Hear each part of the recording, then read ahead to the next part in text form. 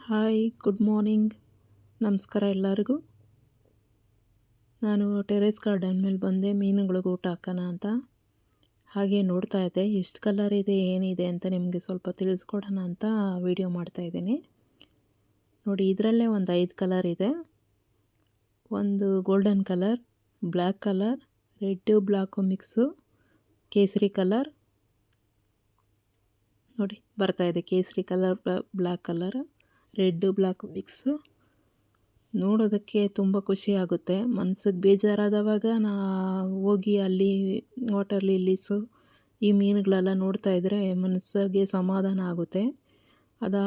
ಸಮಾಧಾನ ಆದಮೇಲೆ ನಾನು ಕೆಳಗಡೆ ಬಂದು ಮಿಕ್ಕಿದ ಕೆಲಸಗಳು ಮಾಡ್ಕೊತೀನಿ.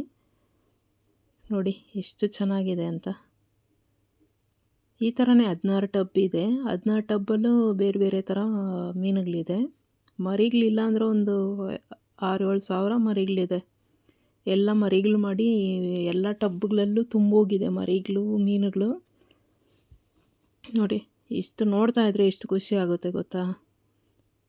ಈ ವಾಟರ್ ಲಿಲ್ಲಿಗೆ ಅಂತ ತಂದು ನಾನು ಬಿಟ್ಟಿದ್ದು.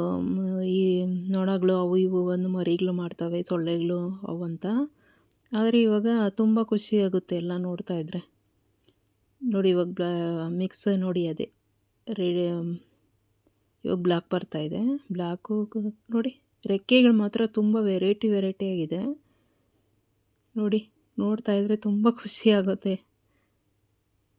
ನೋಡಿ ಇವಾಗ ಬರ್ತಾಯಿದೆ ಆ ರೆಕ್ಕೆಗಳು ನೋಡಿ ಎಷ್ಟು ಚೆನ್ನಾಗಿದೆ. ತುಂಬ ಖುಷಿ ಆಗುತ್ತೆ ಫ್ರೆಂಡ್ಸ್ ಇದೆಲ್ಲ ನೋಡ್ತಾ ಇದ್ದರೆ.